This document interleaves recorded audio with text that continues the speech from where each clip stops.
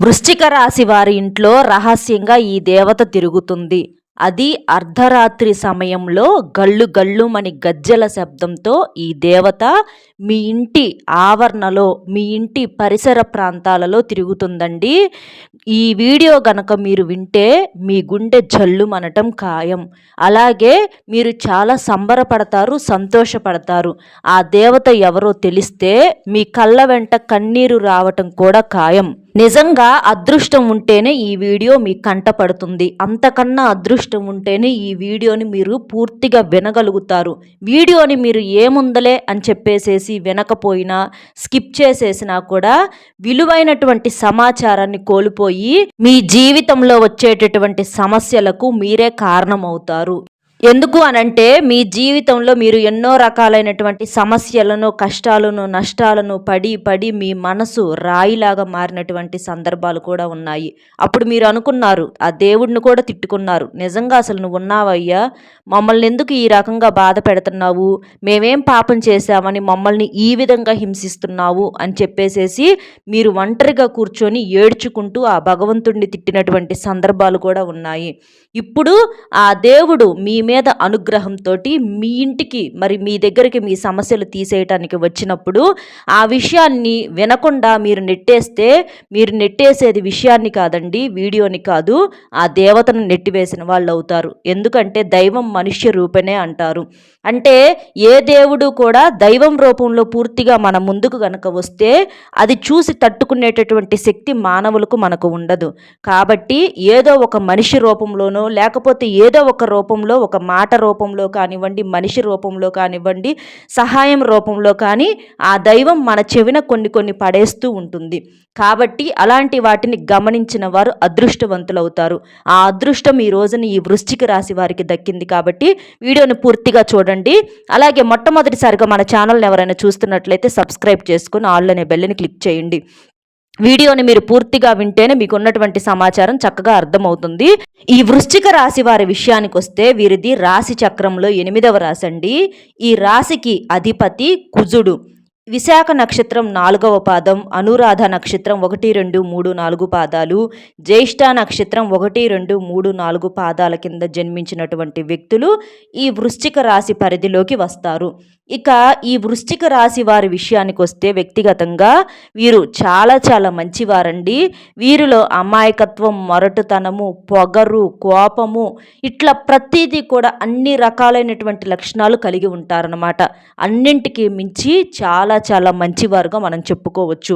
వీరికి ఎందుకు అనంటే ఎవరికైనా సరే వీరి దగ్గర, అంటే ఎంత ఇబ్బందుల్లో ఉన్నా సరే ఎవరైనా వీరి ముందుకు వచ్చి మాకు పరిస్థితి కొంచెం బాగోలేదని చెప్పేసేసి అంటే వారికి చేతనైనటువంటి సహాయం, అది మాట రూపంలో కానీ, చేతి రూపంలో కానీ, డబ్బు రూపంలో కానీ ఎంతో కొంత సహాయం చేసి పంపిస్తారు. అంతేకాని వారిని నిరుత్సాహపరిచి మాత్రం పంపించరు. ఎందుకంటే వీరి గతంలో వీరు పడినటువంటి బాధలు, అనుభవాలు, అంటే ఈ వృశ్చిక రాశి వారు చిన్నతనం నుంచి కూడా చాలా రకాలైనటువంటి కష్టాల్లో, అంటే అన్ని రకాలైనటువంటి వ్యక్తుల మధ్య, అన్ని రకాలైనటువంటి మనుషుల మనసుల మధ్య పెరిగినటువంటి వాళ్ళు.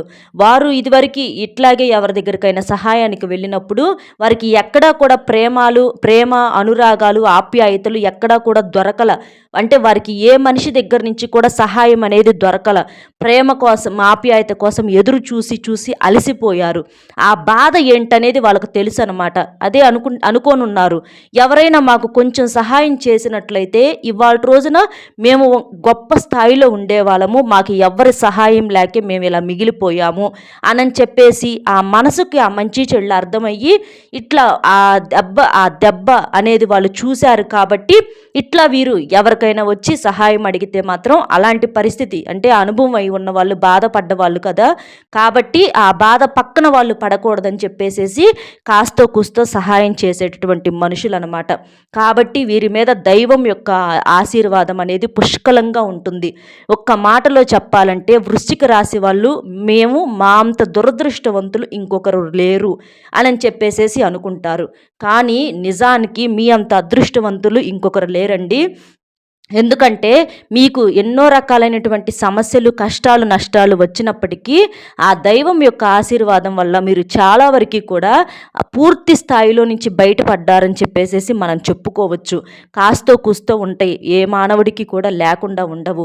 కానీ దైవం యొక్క ఆశీర్వాదం పొందటం అంటే అది ఎన్నో జన్మల పుణ్యము, అదృష్టం ఉంటేనే అది దక్కుతుందనమాట. అది మీ రాశికి పుష్కలంగా దక్కింది. చాలా వరకు కూడా ఎన్నో రకాలైనటువంటి మీరు మొండి సమస్యల నుంచి, కష్టాల నుంచి అన్నీ చూశారు. వాటన్నిటి నుంచి కూడా బయటపడ్డారు. బయటపడటం అంటే అది కేవలం మీకు మీరుగా పడటం కాదండి. మీకు తెలియకుండా ఆ దైవం ఎప్పటికప్పుడు ఏదో ఒక రూపంలో, ఎవరో ఒకరి రూపంలో, అది ఒక మాట రూపంలో కానీ, చేతి రూపంలో కానీ ఇట్లా సహాయం చేయబట్టి మీరు పడగలిగారు. అది తెలియక మీరేంటంటే ఆ బాధలు తట్టుకోలేక అసలు దేవుణ్ణి ఉన్నాడా అని చెప్పేసేసి దైవాన్ని నిందించినటువంటి సందర్భాలు ఉన్నాయి. ఒక్కొక్కరు మానసికంగా బాగా విసిగేసిపోయిన వాళ్ళు దేవుడికి పూజ చేయటం కూడా మానేసిన వారు కొంతమంది కూడా ఉన్నారని చెప్పుకోవచ్చు మనం ఈ రాశిలో. ఎందుకంటే వీరికి కష్టాలు అనేవి అంత కఠినంగా వస్తూ ఉంటాయి అన్నమాట. కానీ ఎప్పుడైనా సరే కష్టాలు వచ్చిన వాళ్ళు నిజంగా అదృష్టవంతులండి. ఎందుకు అనంటే కాయలున్న చెట్టుకే రాళ్ల దెబ్బలని, మంచి వాళ్ళకే దేవుడు ఇలాంటి పరీక్షలన్నీ పెడతా ఉంటాడనమాట. ఎందుకంటే ఆ రూపంలోనైనా సరే ఆ భగవంతుడిని మనం ఎక్కువగా తలుచుకుంటాము, అతని నామస్మరణ చేసుకుంటామన్న ఉద్దేశంతో ఇలా చేస్తూ ఉంటాడు.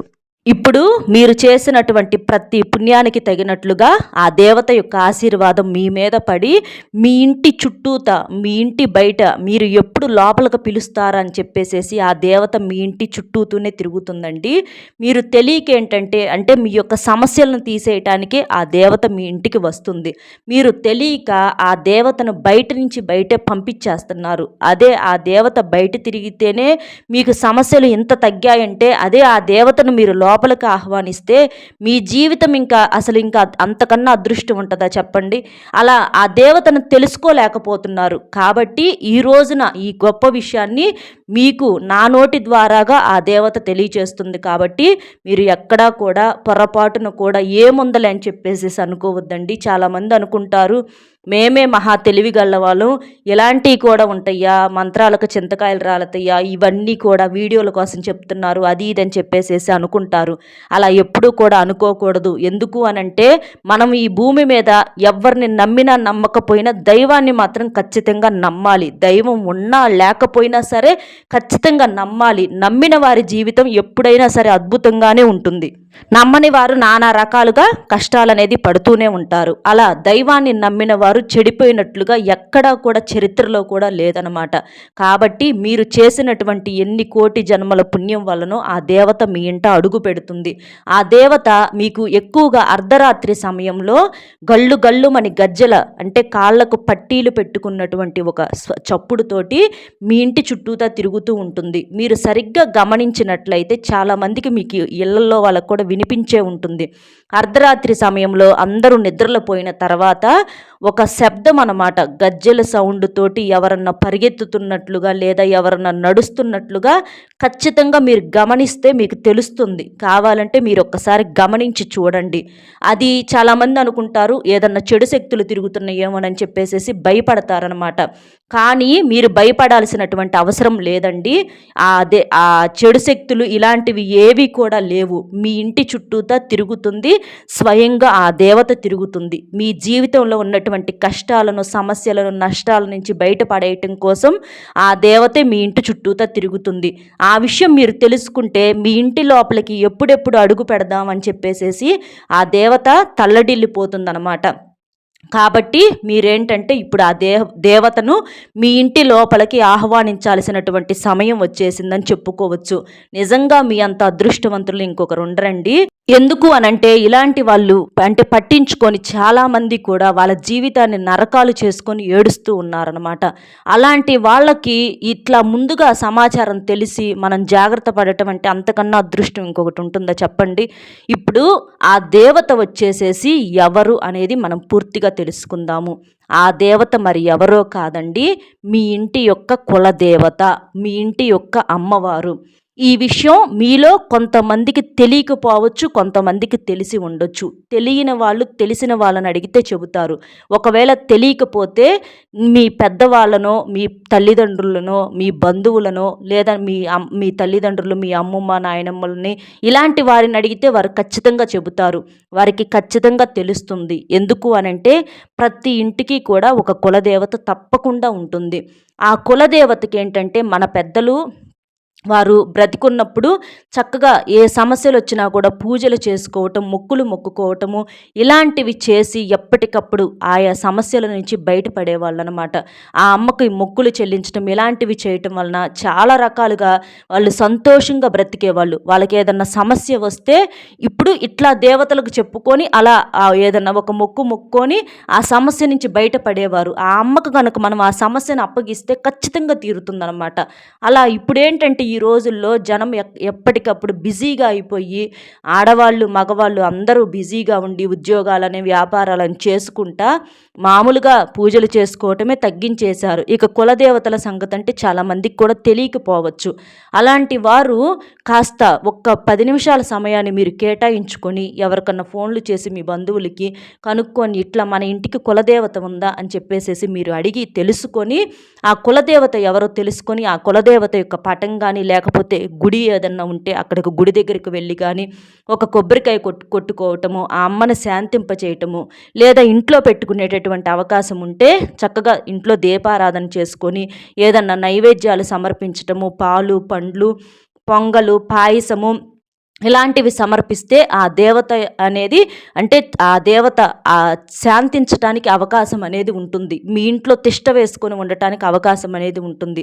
అలా చేయటం వలన ఆ దేవత యొక్క నిండు ఆశీర్వాదాలు మీ మీద ఉండి మీ కుటుంబంలో మీరు ఏ ఏ సమస్యలతో అయితే ఇబ్బంది పడుతున్నారో అవన్నీ కూడా తుడిచిపెట్టుకుపోతాయి.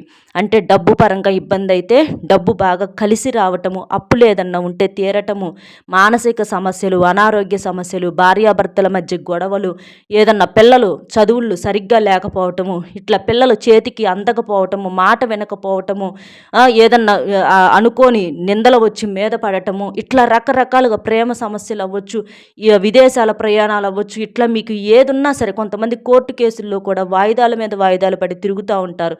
ఇట్లా మనిషికి ఏంటంటే మనిషికి మించినటువంటి సమస్యలు ఉంటాయి. ఆ సమస్యలతో సతమతమైపోయి చివరికి మానసికంగా నలిగిపోతూ ఉంటారు.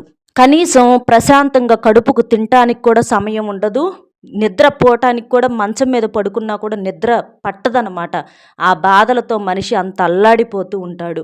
అంటే ఈ అనారోగ్య సమస్యలు చిన్న చిన్న గ్యాస్ ప్రాబ్లమ్స్ అవ్వచ్చు, ఇట్లా హెల్త్ ఇష్యూస్, రకరకాలుగా కాళ్ళు నొప్పులు, కాళ్ళు అరిగిపోవటము, ఇట్లా ఎన్నో రకాలైనటువంటి సమస్యలతో అసలు ఒంట్లో హుషారు ఉండదు. వాళ్ళకు ఒళ్ళంతా నొప్పులు, బద్ధకము, ఏ పని మీద ఆసక్తి లేకపోవటము, జనాల యొక్క ఏడుపులు, మళ్ళీ వీటన్నిటికి తోడు నరదిష్టి, ఇట్లా ఎన్నో రకాలైనటువంటి సమస్యలతో సతమతమైపోతూ ఉంటారండి.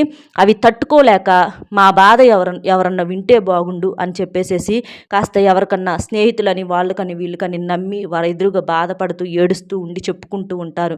అట్లా మీరు ఎంతమందికి చెప్పుకున్నా ఆ మనుషులు ఎవ్వరూ కూడా మీ బాధలను ఆర్చరు, తీర్చరు. ఆ కన్నీరేదో మీరు మీ కులదేవత దగ్గర పెట్టుకుంటే మీ సమస్య అనేది ఆ అమ్మ తీసేయటానికి సిద్ధంగా ఉంది. ఎందుకంటే మనుషులు ఎప్పుడూ కూడా మన నాశనాన్ని కోరుకుంటారండి.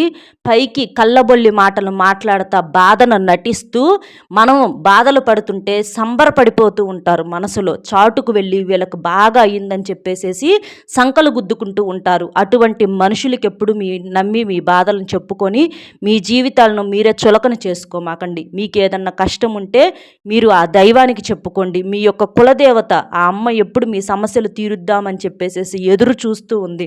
ఆ అమ్మకు చెప్పుకోండి. ఆ అమ్మ మీ సమస్యలన్నీ తీసేయటానికే మీ జీవితంలోకి అడుగు పెడుతుంది.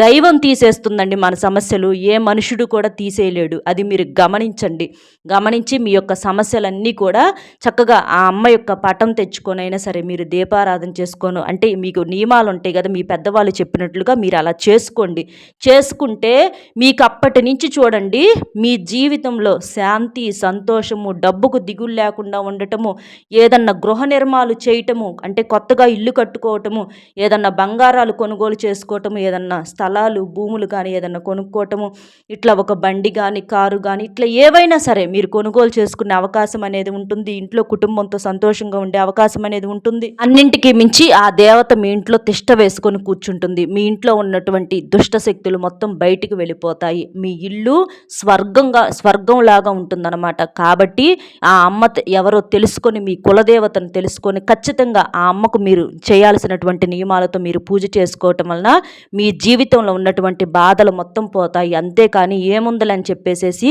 లోపలికి రావాలనుకుంటున్నటువంటి అమ్మ మొహాన తలుపులు వేసి మీ జీవితంలో కష్టాలకు మీరే కారణమయ్యి బాధపడొద్దు.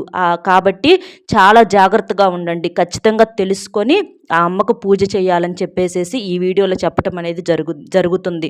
కాబట్టి వృశ్చిక రాశి వాళ్ళు మాత్రం చాలా జాగ్రత్తగా ఉండాలి. మీ అదృష్టం అండి ఈ మాటలు, ఈ వీడియో వింటము. ఏముందలే అని చెప్పేసేసి అనుకోవద్దు. ఏంటోలే మూఢనమ్మకాలు అది ఇదని చెప్పేసేసి కొట్టిపారేయొద్దు. కొట్టిపారేస్తే మీ ఇష్టం, అది ఎవరి ఇష్టాలు వారి, దానికి కాదని అనము. ఎందుకంటే నమ్మిన వాళ్ళు ఎప్పుడు చెడిపోయిన వాళ్ళు లేరు. కాబట్టి దీనికి మీకు ఖర్చు ఏమీ లేదు. మీ ఇంటి కులదేవత, ఇందులో అబద్ధం చెప్పాల్సిన పని ఏముంటుంది, అది కూడా మీరు గమనించండి. అర్థమైంది కదండి వృశ్చిక రాశి వారికి ఏంటి అనేది.